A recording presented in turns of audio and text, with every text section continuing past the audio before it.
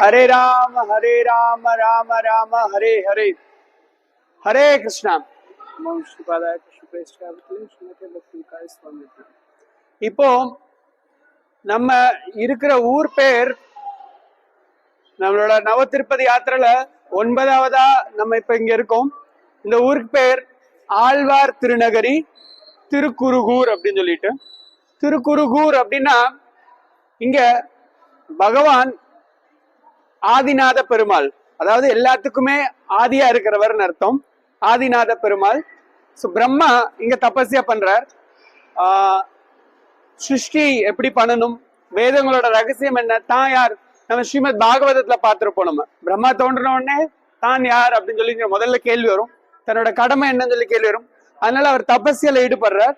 தபஸ்யால ஈடுபட்ட உடனே பகவான் விஷ்ணு அவருக்கு தோன்றி காட்சி கொடுத்து எல்லா விதமான வேத மந்திரங்கள் எல்லாத்தையுமே ரகசியம் சொல்லி, வேத ரகசியங்கள் எல்லாத்தையும் சொல்லி கொடுக்கிறார். சோ இங்க பகவானே குருவா இருந்ததால இந்த ஊர் குருகூர்னு ஆயிடுச்சு. திருக்குருகூர் பகவானோட பேர். அப்புறம் ஆழ்வார் திருநகரி. ஆழ்வார்னா ஸ்ரீ வைஷ்ணவ சம்பிரதாயத்துல நம்மாழ்வாரை குறிக்கும். நம்மாழ்வார் ரொம்ப முக்கியமான ஆச்சாரியாங்கிறத நம்ம பார்த்தோம். அவர் சாக்ஷாத் பகவானோட அவதாரம்னு சொல்லுவாங்க. விஷ்ணுவோட அம்சமாவே அவர் தோன்றினவர்.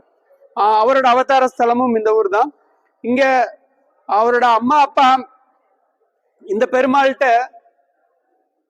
வேண்டிக்கிட்டு, சரி இந்த திருக்குறுங்குடி பெருமாள் கிட்ட வேண்டி நம்பிக்கோயில வேண்டிக்கினாங்க.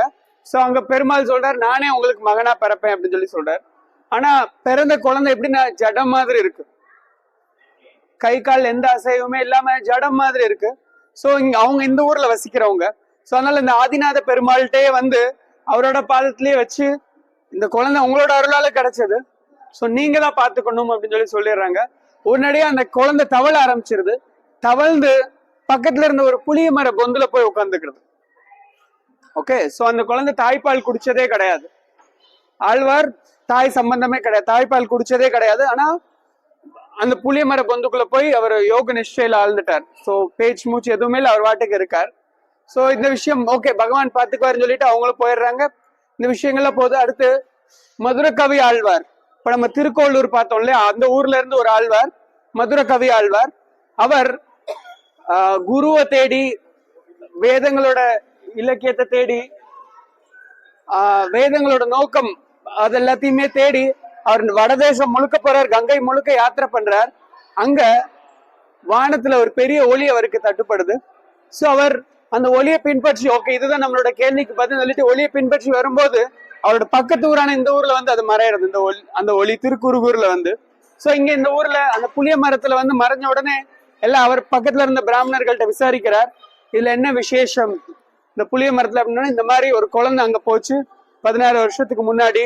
சோ ஒண்ணுமே இல்லை, அதுக்கு மேல ஒரு தகவலும் கிடையாது அப்படின்ன உடனே அவர் பகவானோட தன்னோட கேள்விகளை அந்த புளிய மரத்துக்கிட்ட வந்து கேட்கிறார்.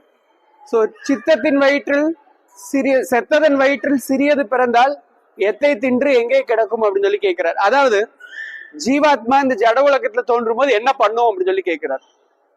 ஒரு ஜீவாத்மா இந்த ஜட உலகத்துல பிறக்கும் போது என்ன பண்ணும் அப்படின்னு சொல்லி கேட்கிறார். சோ அவர் அத்தை தின்று அங்கேயே கிடைக்கும் அப்படின்னு சொல்லி சொல்றார். என்ன பண்ணாலுமே பகவான்கிட்டே அது இருக்கும் அப்படின்னு சொல்லி அவர் பதில் கொடுப்பார். ஒரு ஜீவாத்மாவோட ஸ்வரூபம் என்னன்னா பகவானுக்கு சேவை பண்றது, கிருஷ்ணருக்கு சேவை பண்றது அப்படின்னு சொல்லி.